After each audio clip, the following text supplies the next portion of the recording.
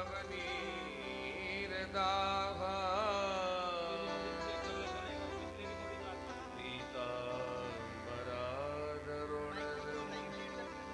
अपना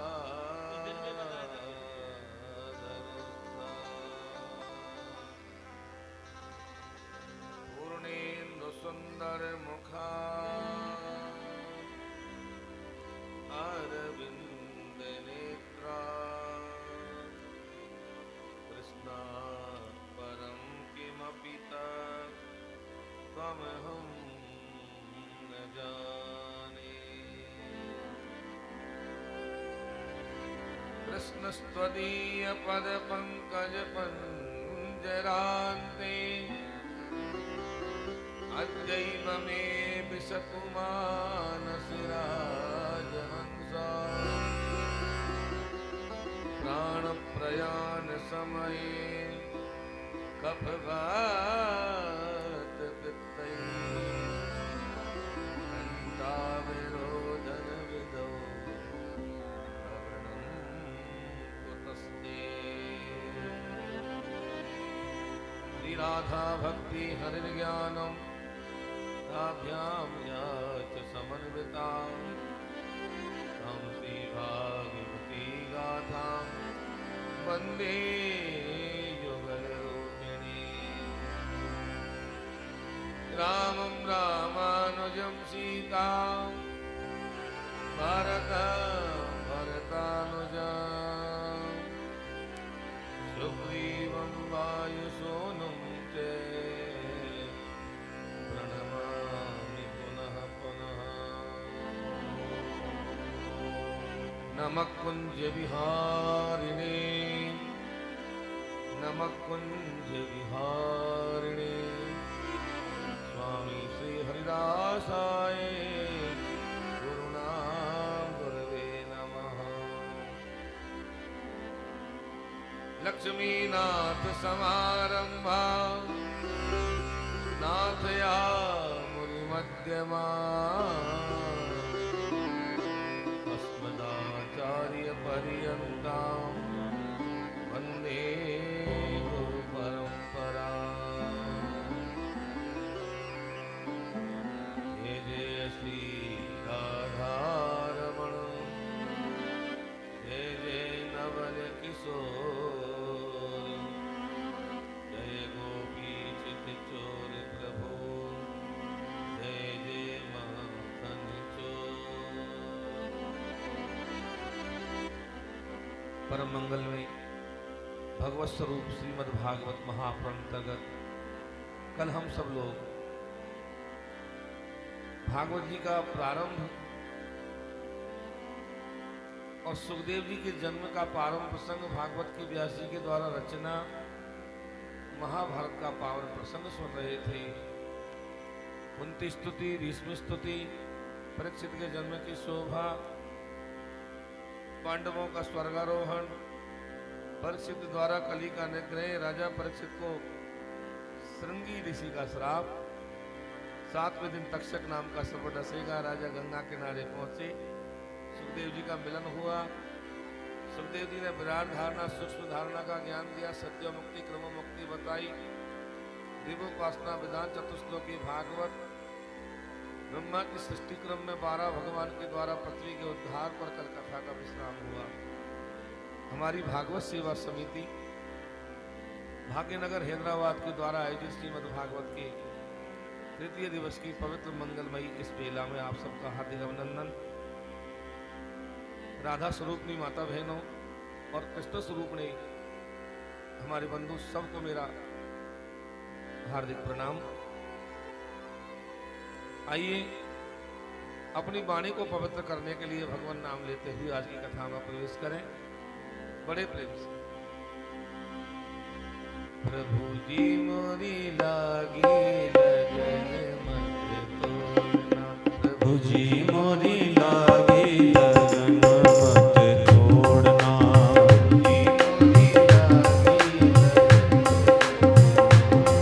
प्रभु जी मोरी लागी लगन मत तोड़ना, लागी लगन मत तोड़ना, लागी लगन मत तोड़ना, लागी लगन लागी लगन मत तोड़ना,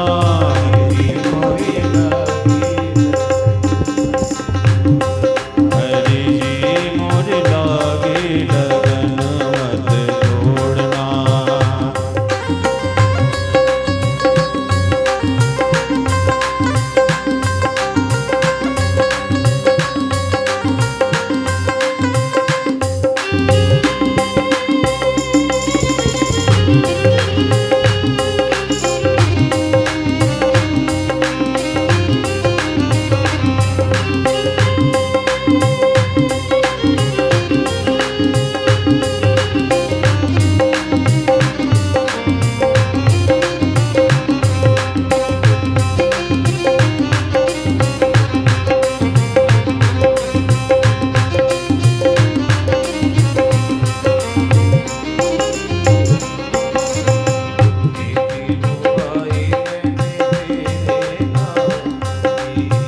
खेती बुआई मैंने तेरे नाम की,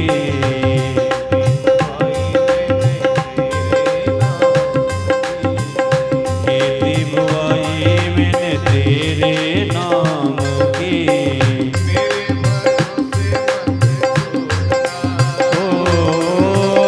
मेरे भरोसे मत छोड़ना,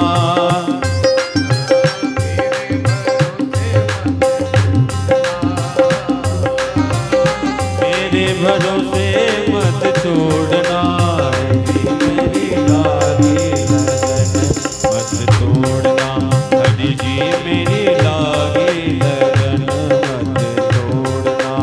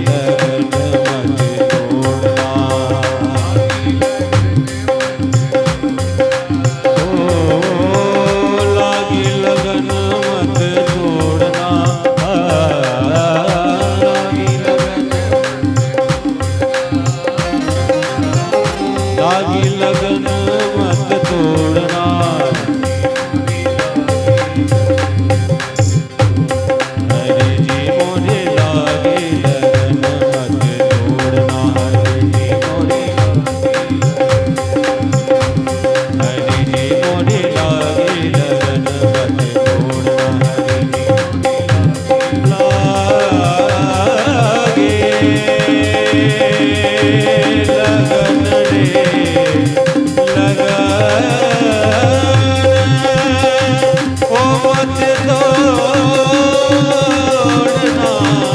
हो रे सद्गुरु जी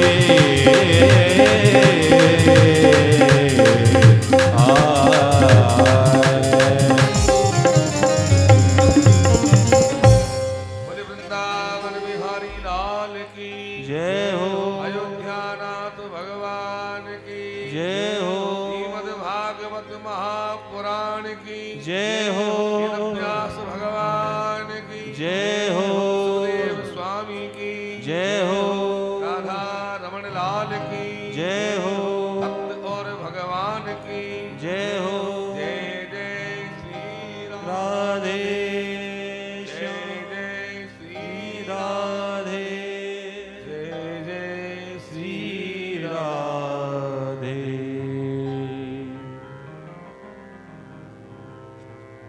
भगवान सुखदेव जी महाराज गंगा के किनारे सुखताल की पावन भूमि में विराजमान, मणिमय सिंहासन पर सुखदेव जी बैठे हैं, सामने परीक्षित महाराज बैठे हैं, हजारों संत बैठे हैं। उन संतों की मंडली में आगे आगे परीक्षित बैठे हैं, उनको लक्ष्य बना करके भागवतामृत का सुखदेव जी पान करा रहे हैं। और मैत्रेय जी महाराज गंगा के पावन तट पर विदुर जी को भागवतामृत सुना रहे हैं। विदुर जी ने प्रश्न किया, गुरुदेव जब भगवान बारहा ने पृथ्वी का उद्धार कर दिया तो ब्रह्मा जी ने और कौन कौन सी सृष्टि को किया?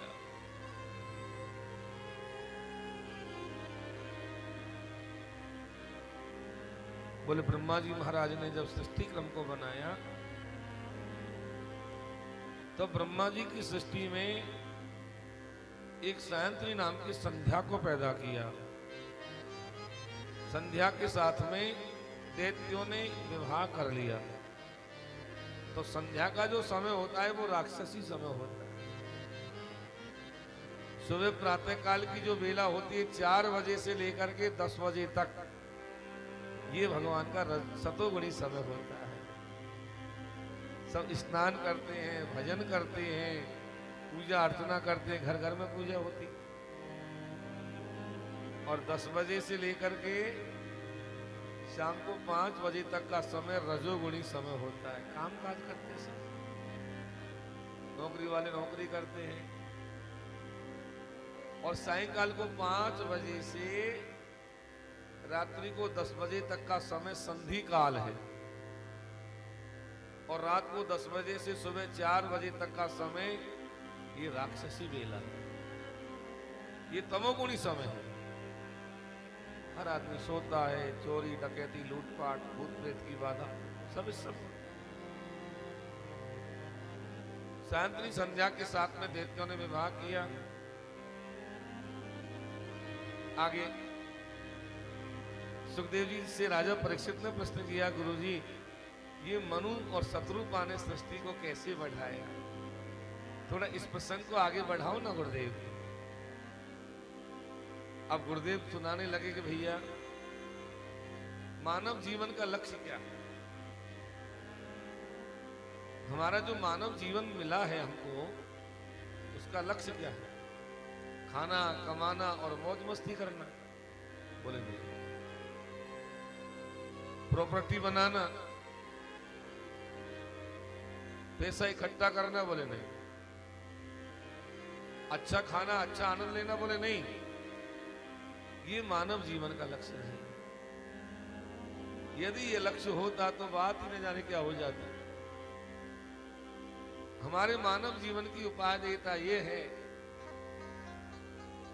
कि हमारे इस नश्वर शरीर के द्वारा, इस विनाशी शरीर के द्वारा किसी भी प्रकार से उस अविनाशी की प्राप्ति हो जाए, अविनाशी के चरणों में हमारा ध्यान लग जाए।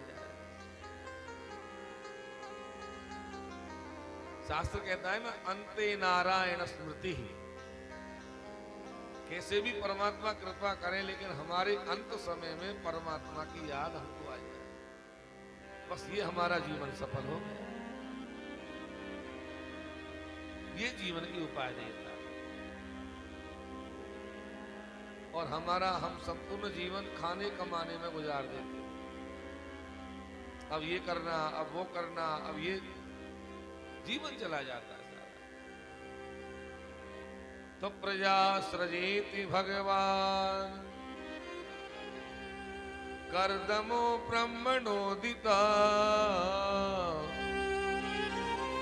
सरस्वत्यां तपस्तेपि सहस्राणां समानस। हमने कल कथा में आपको बताया कि एक बार ब्रह्मा जी की छाया कीचड़ में पड़ गई, एक बेटा पैदा हो गया जिसका नाम रख दिया करदम। क्या रख दिया? करदम। करदम का मतलब क्या होता है? करदम का मतलब होता है जितेंद्रिय, जिसने अपनी इंद्रियों को जीत लिया हो वो करदम है। ये करदम नाम के पुत्र जब पैदा हुए ब्रह्मा के यहाँ, तो इन्होंने सरस्वती नदी के किनारे जाकर के 10,000 वर्ष तक तप किया। सरस्वती जो नदी है वो सत्कर्म की नदी है, गंगा ज्ञान की नदी है, यमुना भक्ति की नदी है, सरस्वती सत्कर्म की नदी है। और सरयू जो नदी है अयोध्या में, वो वैराग्य की नदी है, वैरागियों की नगरी अयोध्या।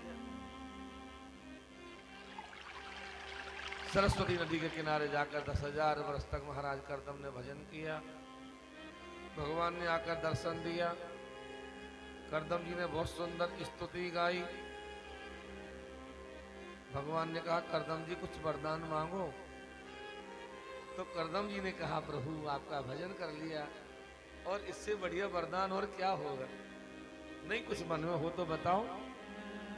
बोले मैं थोड़ा गृहस्थ का आनंद लेना चाहता था प्रभु। अच्छा। भगवान ने आशीर्वाद दिया कि जाओ तुम गृहस्थी बनोगे, और गृहस्थी बनोगे तो ऐसे बनोगे कि मैं तुम्हारे घर में स्वयं आकर के पुत्र बनूंगा। सहा हम स्वांस कलया तद्वीर्येण महामुनि अब क्षेत्रे देवहूत्याम प्रणिष्ये तत्व संहिता। मैं अंश कला से आकर के अवतार लूंगा, तुम्हारी पत्नी देवहूति के गर्भ से, और मैं सांख्य ज्ञान का प्रचार करूंगा। भगवान वरदान देकर चले गए।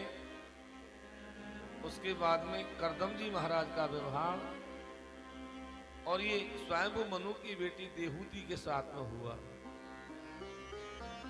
राजा रानी बेटी को लेकर के आ गए और करदम मुनि के साथ में बहुत सुंदर विवाह किया। राजा रानी जब छोड़कर चले गए, उसके बाद करदम जी महाराज पुनः समाधि में चले गए, लेकिन देहूति सेवा करती रही करदम मुनि। जब बहुत सारे वर्ष निकल गए, एक बार करदम जी की आंख खुली तो देखा सामने एक बूढ़ी औरत बैठी है। पूछा देवी आप कौन? बोले आपने मुझे पहचाना नहीं महाराज। बोले नहीं तो। बोले मैं आपकी धर्म पत्नी। बोले कौन सी धर्म पत्नी? बोले मैं मनु की बेटी देहूति हूं महाराज, आपकी पत्नी। करदम जी को याद आया कि ये तो बहुत सुंदर थी, ये तो बूढ़ी हो गई, ये क्या हो गया? तब करदम जी ने क्या कहा? तुष्टो हमद्य तब मान अभिमान दाया शुश्रूषया परमया हरिया भक्त्या। हे देवी हम आप पर बहुत प्रसन्न हैं, वरदान मांगो, वरदान मांगो। देहूति ने कहा प्रभु क्या वरदान मांगो?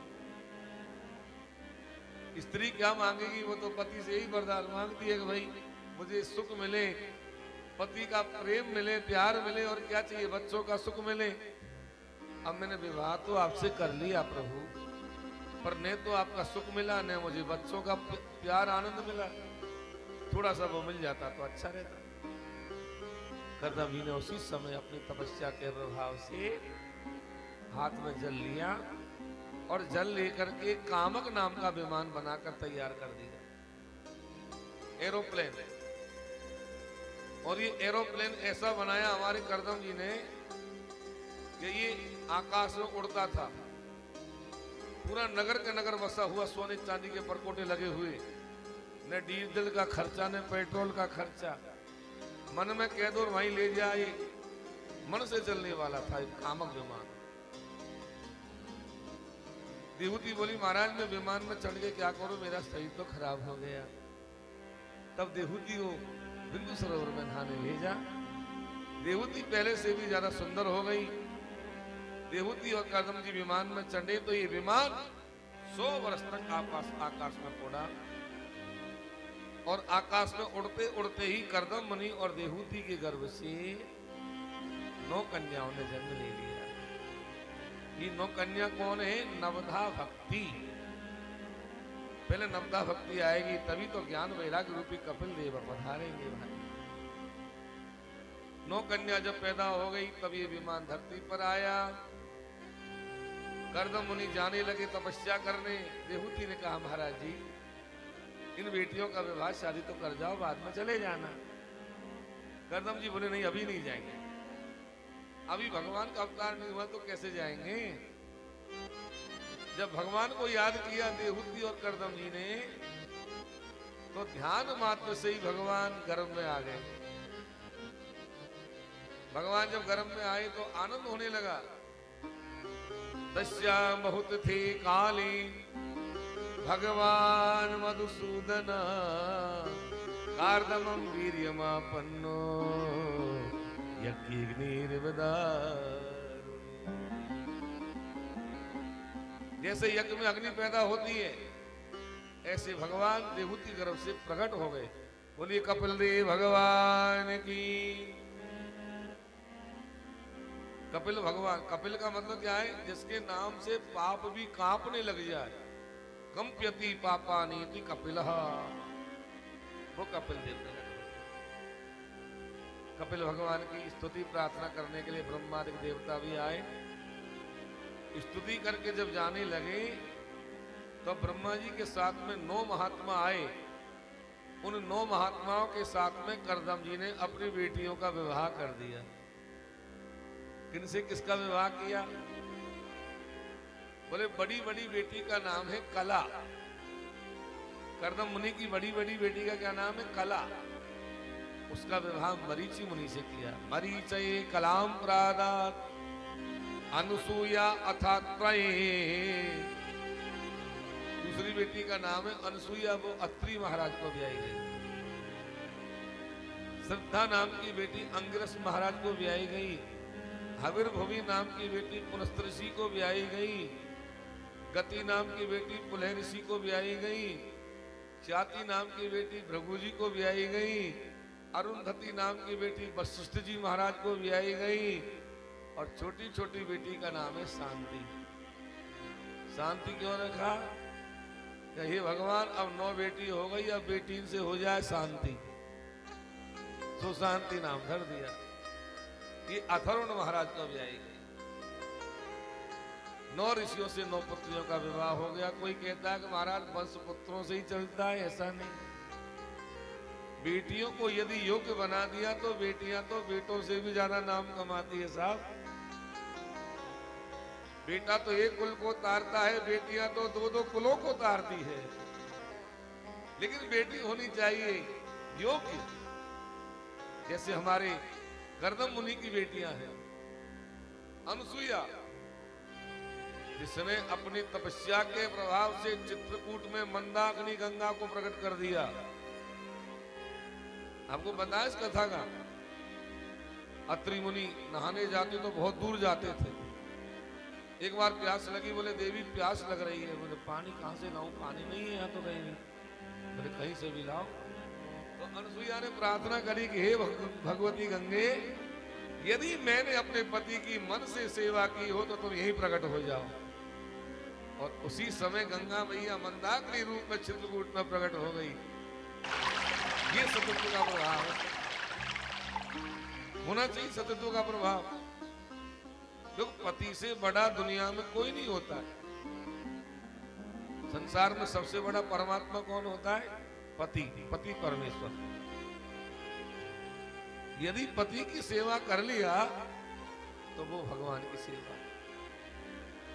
पति यदि नाराज हो गया तो ये समझ लो भगवान को नाराज कर दिया आपने। हमारे शास्त्र तो ये कहते हैं कि पति के अलावा किसी और का चरण स्पर्श ही नहीं करना चाहिए स्त्री को। सबसे बड़ा भगवान तो वो है भाई। तो ऐसी बेटियां यदि हो तो फिर कहना क्या है। अरुंधति वो है जिनके यहाँ भगवान राघवेंद्र प्रकट हुए हैं, जिनकी गुरु माता बनी है अरुंधति। भगवान राघव की गुरु माता का नाम है अरुंधति देवी। ऐसी बेटियां हो। जब ये बेटियां अपने अपने पतियों के यहाँ चली गई, करदम जी भजन करने चले गए। अब घर में रह गए दो प्राणी, एक तो बेटा कपिल और एक माता देहूति। अब ये प्रसंग तो बहुत लंबा है। ये प्रसंग तो इतना लंबा है कि पूरा दिन कहे तो भी कम पड़े, लेकिन समय बहुत कम है। आज 2 दिन की कथा कहनी हम, तृतीय दिवस और तृतीय दिवस की कथा कहनी है। तो उसी हिसाब से चलना पड़ेगा, गाड़ी को उसी स्पीड में बनाना पड़ेगा ना। बिल्कुल पहुंच जाएंगे, वो तो अभ्यास है। हम चाहें तो एक प्रसंग को पूरा दिन लगा दे, और हम चाहें तो 3 दिन का प्रसंग 1 दिन में भी कह सकते हैं। ये तो अभ्यास बना रखा है ना कथा का। तो आइए, ये कपिल देहूति संवाद भागवत का प्रथम संवाद है। बहुत प्यारा, बड़े ज्ञान की कथा हम सुनाते हैं। पितरी प्रस्थितिरण्यम मातु प्रिय चिकीर्षया तस्मिन् बिंदु सरेवासी भगवान कपिल किलः। पिताजी के जाने के बाद में कपिल देव भगवान बिंदु सरोवर पर जाकर के बैठ गए। तो माँ देहूति ने जाकर के भगवान के चरणों में सिर रख दिया, प्रणाम किया। क्योंकि माँ जानती है कि ये मेरा पुत्र है, लेकिन मेरा पुत्र नहीं, ये त्रिलोकीनाथ है। आज मेरे गर्भ से पैदा हुआ है ज्ञान देने के लिए। माँ जानती है। तो माँ ने चरणों में माथा रख करके हाथ जोड़ के क्या कहा कि नाथ तम ताम गताहम शरणं शरण्यं प्रपद्ये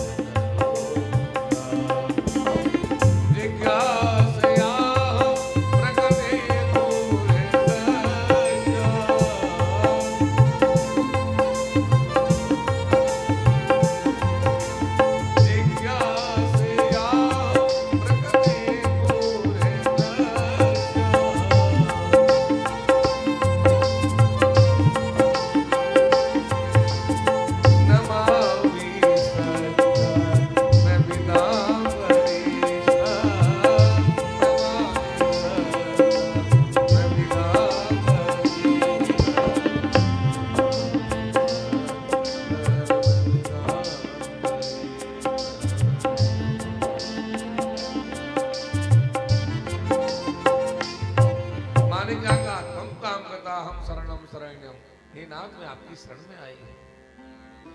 मैंने ऐसे पिता के घर में जन्म लिया जो सब सुख भोगा, खूब राज सुख भोगा।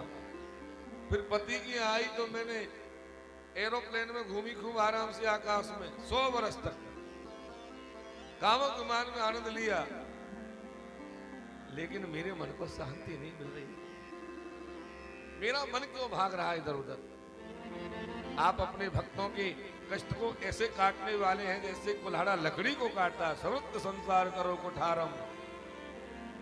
मेरे मन की तृप्ति करो प्रभु, मुझे ज्ञान दो नाथ। मैं आपकी शरण में आई हूं नाथ। जब मां ने जाकर के अपने पुत्र के सामने हाथ जोड़े तो भगवान कपिल बोले, मां सबसे पहली बात तो ये है मां कि अच्छे लोगों का संग करो। बहुत ध्यान से सुनना आप। अच्छे लोगों का मतलब संतों का संग करो। बोले माँ कहने लगी मैं पहचानूं कैसे कि संत है कि नहीं है। आजकल तो संतों में बड़ा चक्कर चल रहा है। मैं पहचानूं कैसे कि संत है कि असंत है, कोई ढोंगी है। भगवान ने कहा मैं बताता हूं, संत के लक्षण बताता हूं माँ, पहचान लेना संत कौन है। आज भगवान कपिल ने संत के लक्षण बताए हैं। हित दीक्षवः कारुणिकः सुहृदो सर्वदेहिनां अजात शत्रवो शांता साधवो साधुभूषणा। संत वो है जो सहनशील हो। पहला गुण है सहनशील। ये नहीं जरा सी बात में बस उठा लिया डंडा, नहीं नहीं, सहनशीलता हो। हमारे महाराष्ट्र में संत हुए एकनाथ जी महाराज। संत का नाम था एकनाथ जी। स्नान करके आ रहे थे गंगा से, तो मार्ग में कोई मुसलमान का घर पड़ गया।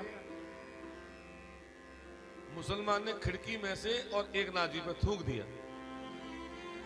एकनाथ जी कुछ नहीं बोले, वापस गए, गंगा जी में नहा के वापस आए। मुसलमान तो वही देख रहा था इंतजार। जैसे ही एकनाथ जी फिर निकलने लगे, फिर थूक दिया। फिर एकनाथ जी नहाने चले गए। 6 बार थूक दिया। 7वीं बार जब एकनाथ जी आए तो मुसलमान जाकर चरणों में गिर गया। बोले बाबा मैं आपके बार बार ऊपर थूक रहा हूं और आप कुछ कह ही नहीं रहे हो। एकनाथ जी हंस गए। बोले भाई तुमने बहुत बढ़िया किया जो मुझे कम से कम 7 बार गंगा स्नान तो करवा दिया, नहीं मैं 7 बार गंगा जी में नहाने क्यों जाता। इसको कहते हैं संत। जो सहनशील है वो संत है। कारुणिक जो करुणा की मूर्ति है। सुहृदो जो सबका प्यारा है, सबको जो प्यारा लगे वो संत है। और अजात शत्रु जिसका कोई शत्रु नहीं हो वो संत है। और संत का सबसे बढ़िया लक्षण क्या है? शांत। शांत होना चाहिए। एक बात और बताऊं, संत की पहचान उसके परिधान से नहीं होती। अरे भाई चटा बढ़ाने वाले, एक संप्रदाय विशेष का तिलक लगाने वाले तो वो होते साधु, कपड़े पहनने वाले, गेरुआ वस्त्र धारण करने वाले। और संत बोले धोती पहनने वाला, पजामा पहनने वाला, पैंट पहनने वाला भी संत हो सकता है। संत की पहचान उसके परिधान से नहीं, उसके व्यक्तित्व से होती है, उसके चरित्र से होती है। संत का चरित्र कैसा सामने बनी। सताम समाजो, सताम संतों का संग करो। भगवान कहते हैं माँ, मैया ने कहा प्रभु ये तो ठीक है, लेकिन ये बताओ ये इंद्रियां वश में कैसे हो? इंद्रियां गड़बड़ करती है। आंख कहती है बढ़िया चीज देख, कान कहते हैं बढ़िया बढ़िया गाने सुन, जीभ कहती है बढ़िया बढ़िया चीज खा, नाक कहती है सुगंधी ले। ये इंद्रियां गड़बड़ करती है ना नाक को। भगवान बोले इंद्रियों को वश में करने के 2 रास्ते हैं माँ। बोले कौन से? कि देखना इंद्रियों के न घोड़े भगे, देखना इंद्रियों के न घोड़े भगे, उनमें हरदम ये संयम के कोड़े लगे। अपने रथ को सुमार्ग लगाते चलो, कृष्ण गोविंद गोपाल गाते चलो। इंद्रियों को वश में करने का पहला साधन है संयम, और दूसरा साधन है सत्संग। सत्संग में भी इंद्रियां वश में होती है। कैसे? सत्संग में बैठे हैं तो यहां बैठने का भी नियम है। आप पैर फैला के नहीं बैठ सकते। बोले महाराज पैर दर्द करते हैं तो कुर्सी पे बैठ जाओ। बाकी पांडाल में तो आपको आसन लगा के ही बैठना पड़ेगा। नियम है सत्संग का। प्यास लग रही है, लेकिन आप प्यास को रोकोगे, अरे अभी थोड़ी देर बाद में पी लेंगे पानी, कथा चल रही है, कोई क्या कहेगा। अब बताओ इंद्रिया बस में हुई कि नहीं हुई? नहीं, कथा तो टीवी में बहुत आती है, लेकिन टीवी वाली कथा पर हमारी इंद्रिया बस में नहीं रहती है। चाय पी रहे, पकौड़ी खा रहे और खूब कथा देख रहे। लेकिन वो कथा देखने में और पांडाल में बैठकर कथा सुनने में जमीन आसमान का अंतर है। क्योंकि पांडाल में जब कथा सुनते हैं तो इंद्रियां बस में होती हैं। मां ने कहा प्रभु जी दुनिया में ऐसी कौन सी चीज है जिसके द्वारा जीव बन जाता है? बोले मन। मन एव मनुष्याणाम कारणम बंध मुक्षयो। ये मन ही तो गड़बड़ करता है। मन यदि हमारा ठाकुर जी के चरणों में लग गया तो मुक्ति को दे देगा, और मन यदि हमारा विषय वासना में ज्यादा फंस गया तो वो बंधन का कारण बन। मां ने कहा प्रभु जी दुनिया में जो हो रहा है उसको करने वाला कौन है? भगवान ने कहा मैं। मद भयात् वाति वातोयम सूर्यस्तपति मद भयात् वर्षतीन्द्रो देहत्यग्नि मृत्युश्चरति मद भयात्। आकाश में सूर्य तपता है मेरे डर से, मृत्यु देवता जीव को खाता है मेरे डर से, रात होती है मेरे डर से, जो भी काम हो रहा है वर्षा होती है मेरे डर से, नहीं तो वर्षा नहीं हो। सारा काम मेरे डर से हो रहा है मां। भगवान कपिल कह रहे गीता, कपिल गीता। बोले आपका सांग ज्ञान क्या है प्रभु? भगवान ने कहा 24 तत्वों का समूह ब्रह्म कहलाता है। पृथ्वी, जल, तेज, वायु और आकाश। पृथ्वी का गुण हमारी नाक में आया सुगंधी, जल का गुण रस हमारी जीभ ने ग्रहण किया, तेज का गुण हमारी नेत्रों ने ग्रहण किया, आकाश का गुण है शब्द, वो हमारे कानों ने ग्रहण किया। पृथ्वी, जल, तेज, वायु, आकाश पंच महाभूत, पंच तन्मात्रा, पंच ज्ञानेन्द्रिया, पंच कर्मेंद्रिया, ये हो गए 20 तत्व। और मन, बुद्धि, चित्त और अहंकार, ये 4 तत्व, 24 तत्व हो गए। 25वां तत्व है काल। काल का न कोई मित्र होता है न शत्रु होता है, काल सबको समान भाव से देखता है। भगवान कपिल कहते हैं मां अभिमान में होकर के जीव मेरा भजन नहीं करता, इसलिए उसका बार बार जन्म और बार बार मरण होता है। भगवान से मां ने कहा प्रभु ये योग क्या है? देखो भागवत में सब चीज है। योग के बारे में जब प्रश्न किया तो भगवान कपिल ने 8 प्रकार का योग बताया। ध्यान से सुनना। 8 प्रकार का योग क्या है?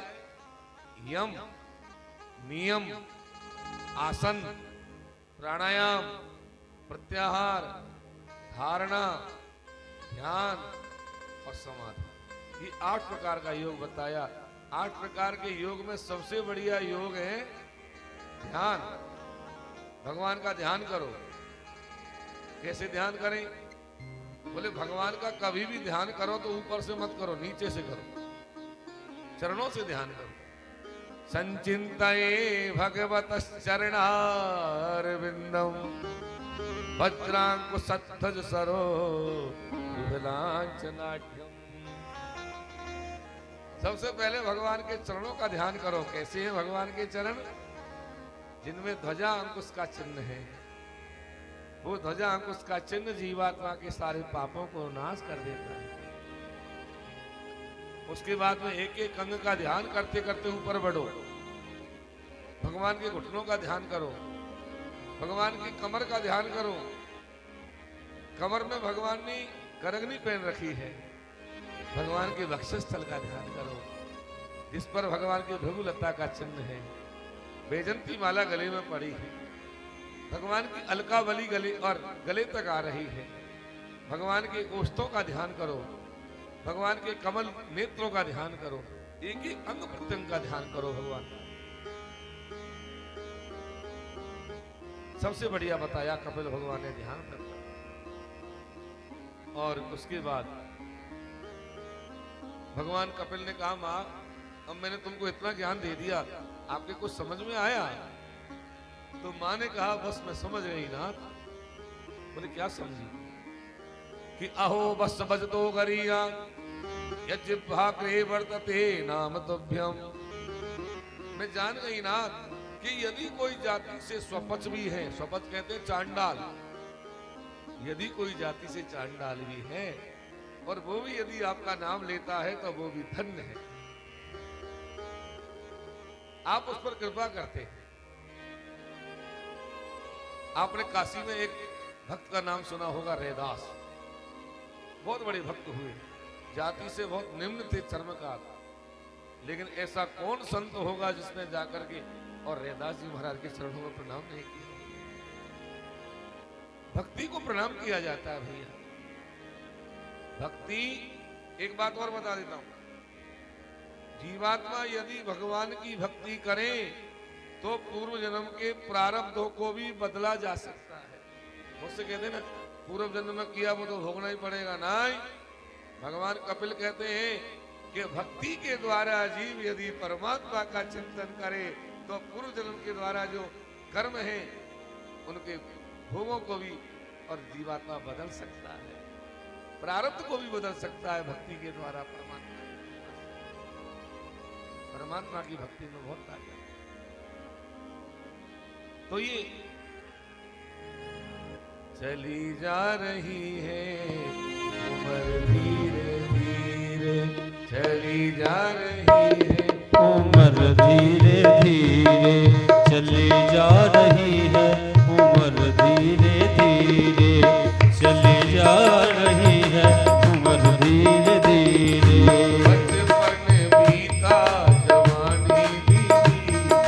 बचपन बीता जवानी भी बीती, बचपन बीता जवानी भी बीती, बचपन बीता जवानी भी बीती। बुढ़ापे का असर तो होगा धीरे धीरे, ओ बुढ़ापे का असर तो होगा धीरे धीरे,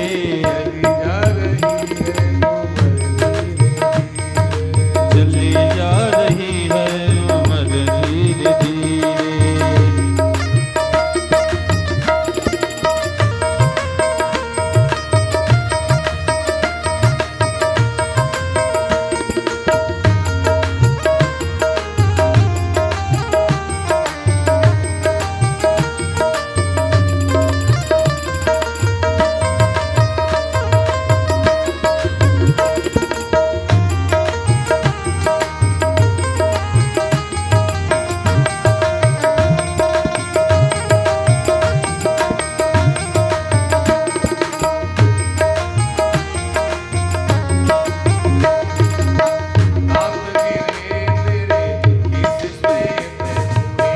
बाल गिरे तेरे केस श्वेत हुए, बाल गिरे तेरे केस श्वेत हुए, दांत गिरे तेरे केस श्वेत भये। झुकी जा रही है कमर धीरे धीरे, झुकी जा रही है कमर धीरे धीरे, चली जा रही है,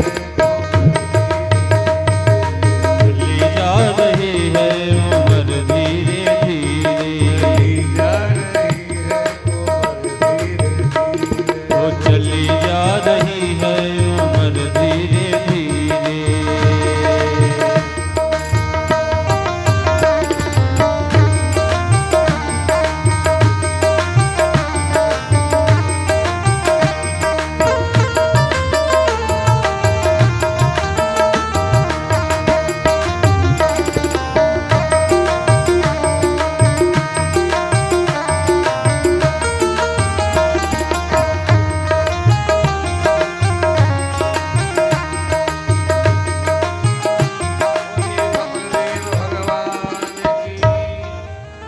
भगवान कपिल ने माँ को ज्ञान दिया। माँ ने कहा प्रभु मैंने आपको पहचान लिया, आप वही हैं जिन्होंने मार्कंडेय जी महाराज को बड़ के पत्ते पर दर्शन दिया था, आप वही बाल। भगवान ने कहा माँ मेरा ध्यान करो। माँ ध्यान करते करते सिद्धता नाम की नदी बनकर बहने लग गई और कपिल देव भगवान गंगा सागर में चले गए, जहां आज भी मकर संक्रांति पर बड़ा भारी मेला लगता है कपिल भगवान का। बोलिए कपिल देव भगवान की। तीसरे स्कंद को विश्राम दिया, चौथे स्कंद में राजा परीक्षित ने सुखदेव जी महाराज के चरणों में प्रणाम किया। सुखदेव जी कहने लगे कि मनोस्तु शतरूपायाम स्त्री कन्या से जगिरे आकुति देवहूतिश्च प्रसूति रीति विश्वदा। महाराज मनु के 3 बेटियां हुई। बड़ी का नाम आकुति, बिछली का नाम देवहूति, छोटी का नाम प्रसूति। देवहूति का विवाह कर्दम मुनि के साथ हुआ, वो तो आपने सुन लिया। ये जो आकुति नाम की कन्या थी वो रुचिक प्रजापति को ब्याही गई थी और इनके यहाँ साक्षात यज्ञ नारायण भगवान प्रकट हुए। बोली यज्ञ नारायण भगवान की। और यज्ञ नारायण आए तो अकेले नहीं आए, अपनी पत्नी को भी साथ में लाए। यज्ञ नारायण की पत्नी का नाम आप तो जानते होंगे, सब नहीं जानते? दक्षिणा देवी। आप नहीं जानोगे तो कौन जानेगा? यज्ञ की पत्नी का नाम है दक्षिणा। यदि यज्ञ किया, पूजा पाठ किया, दक्षिणा नहीं है तो काय का यज्ञ, काय की पूजा पाठ, सब बेकार। यज्ञ का दक्षिणा का मेल है। यदि यज्ञ में ब्राह्मण प्रसन्न होकर नहीं गया तो फिर आपका करवाना धराना सब बेकार। मैं तो यहाँ तो खैर अपना आयोजन ब्राह्मणों का ही है, लेकिन मैं सभी जगह प्राय कहा करता हूं कि भैया यदि ब्राह्मण से कर्मकांड करवाया और ब्राह्मण को प्रसन्न करके यदि नहीं भेजा तो तुम्हारा कराना धराना निरर्थक चला गया, बेकार। सबसे बड़ी चीज है कि ब्राह्मण का सम्मान होना चाहिए। आजकल हम देखते हैं शादियों में, विवाहों में, यहाँ की बात नहीं कर रहा हूं मैं, तो बाहर की बात कर रहा हूं। शादियों में इतने मस्त हो जाते हैं, ब्राह्मण का यही पता नहीं कहाँ बैठा है बेचारा। और फिर पंडित जी जल्दी जल्दी करो और कराया, फिर दक्षिणा का टाइम आएगा तो बस पूछो ही मत। सारी रात हो गई बैठे बैठे, ब्राह्मण को क्या देंगे? यदि वो मन से दुखी गया तो आपका कराना धराना बेकार। और एक बात और कह देता हूं, दक्षिणा और दान में भी अंतर है। दान और दक्षिणा में अंतर है। दान क्या होता है कि भाई दान तो अपनी मर्जी से किया जाता है, अपने भाव से, अपनी शक्ति से किया जाता है कि भाई मुझे ये इतना दान करना, ये कपड़े देने, ये कंबल बांटने, मुझे ये फला अन्न का दान करना है, पैसा देना, वो दान अलग चीज। और दक्षिणा, दक्षिणा एक अलग चीज है। ब्राह्मण को बुलवा करके कोई कर्म कराते हैं, उसकी मेहनत के अनुसार उसको जो उसकी मेहनत के अनुसार उसको जो मेहनताना दिया जाता है, पारिश्रमिक दिया जाता, उसको दक्षिणा कहते हैं। और वो तो सोच समझ के देना पड़ता है। तो आकुति के यहाँ भगवान का यज्ञ अवतार हुआ और छोटी बेटी का नाम है प्रसूति, जिसके यहाँ ये दक्ष प्रजापति को भी आई। यहाँ करदम जी महाराज की 9 बेटियों का भी वर्णन किया, वंशावली का वर्णन किया। इनकी बड़ी बेटी कला नाम की जो मरीचि ऋषि को ब्याही, उसके कश्यप पुण्यमान हुए। इनकी दूसरी बेटी और ये जो है अत्रि ऋषि को ब्याही अनसुईया, जिनके यहाँ भगवान का दत्तात्रेय अवतार हुआ। बोलिए दत्तात्रेय भगवान की। अत्रि किसको कहते हैं? जो तीनों गुणों से अतीत हो। सतोगुण, रजोगुण और तमोगुण, तीनों गुणों से जो अतीत है वो अत्रि। और अनसुईया कौन है? जो किसी से बैर नहीं करे, द्वेष नहीं करे, वो अनसुईया। इनका जब मिलन होता है तो इनके यहाँ दत्तात्रेय भगवान का अवतार होता है। ये भृगु जी महाराज को जो ख्याति ब्याई गई, उसमें धाता विधाता पुत्र हुए। पुरुष ऋषि को जो ब्याई गई हविर्भवी, उसमें विश्रवा नाम के पुत्र हुए, जिनके रावण, कुंभकर्ण, विभीषण और कुबेर आदि पुत्र हुए। इस प्रकार वंश वर्णन है भागवत में। अब ये दक्ष प्रजापति को जो ब्याई गई है, मनु की तीसरी बेटी प्रसूति, उसमें से 16 बेटियां पैदा हुई। 16 बेटियों में 13 बेटी धर्मराज जी को ब्याई गई एक बेटी अग्नि को भी आई गई, एक बेटी पितरियों को भी आई गई, एक बेटी भगवान शंकर को भी आई गई। धर्मराज जी को जो बेटी भी आई है दक्ष ने, उनके नाम है श्रद्धा, मैत्री, दया, शांति, तुष्टि, पुष्टि, क्रिया, उन्नति, बुद्धि, मेधा, प्रतीक्षा, री और मूर्ति। देखो आप सुनिए, धर्म की पत्नी का, पहली पत्नी का क्या नाम है? श्रद्धा। धर्म में श्रद्धा होनी चाहिए, नहीं तो आपका धर्म कोई काम का नहीं है। मैत्री, धर्म में मैत्री भाव होना चाहिए। दया, धर्म के साथ साथ दया भी होनी चाहिए, नहीं आपका धर्म बेकार हो जाएगा। शांति, धर्म करो तो धर्म करते समय मन में पूर्ण शांति भाव होना चाहिए, नहीं तो आपका धर्म बेकार हो जाएगा। ये धर्म की पत्नियां हैं। तो छोटी छोटी बेटी का नाम है मूर्ति। ये धर्मराज के यहाँ जो मूर्ति नाम की पत्नी थी, उसमें से भगवान का नर नारायण अवतार हुआ। बोली बद्री नारायण भगवान की। बद्री नारायण भगवान का अवतार हुआ। गंधमादन पर्वत पर भगवान तपस्या कर रहे हैं, अलकनंदा गंगा बह रही है और नर नारायण के दो पर्वत हैं, वहां साक्षात वैकुंठ है। आइए 2 मिनट के लिए प्रभु के चरणों में चले, बद्री नारायण के चरणों। पवन मंद सुगंध शीतल हेम मंदिर शोभिता, निकट गंगा बहत निर्मल बद्रीनाथ विश्वम्भर।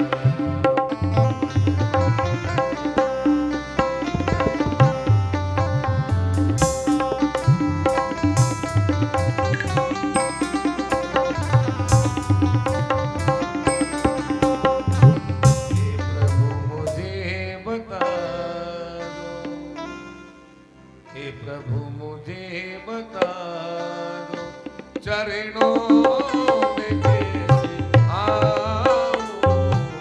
हे प्रभु मुझे बता दो, चरणों में कैसे आऊं। हे प्रभु मुझे बता दो, हे प्रभु मुझे बता दो, चरणों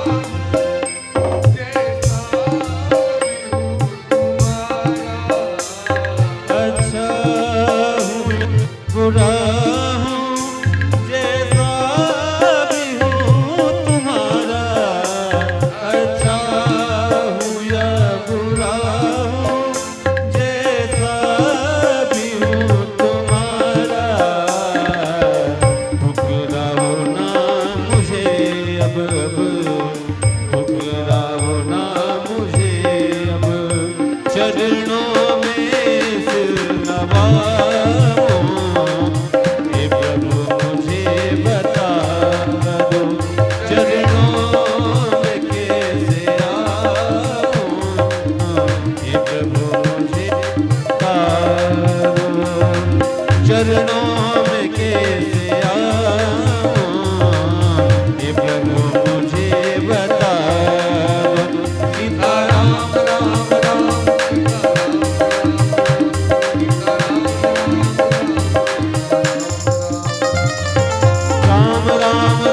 सीता राम राम राम, सीता राम राम राम, सीता राम राम राम,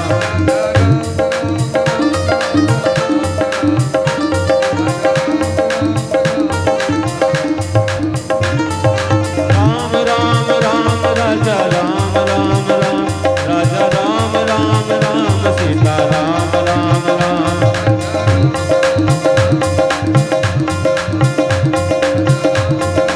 राम राम राम, राजा राम राम राम, राजा राम राम राम, राजा राम राम राम, सीता राम राम राम, सीता राम राम राम, सीता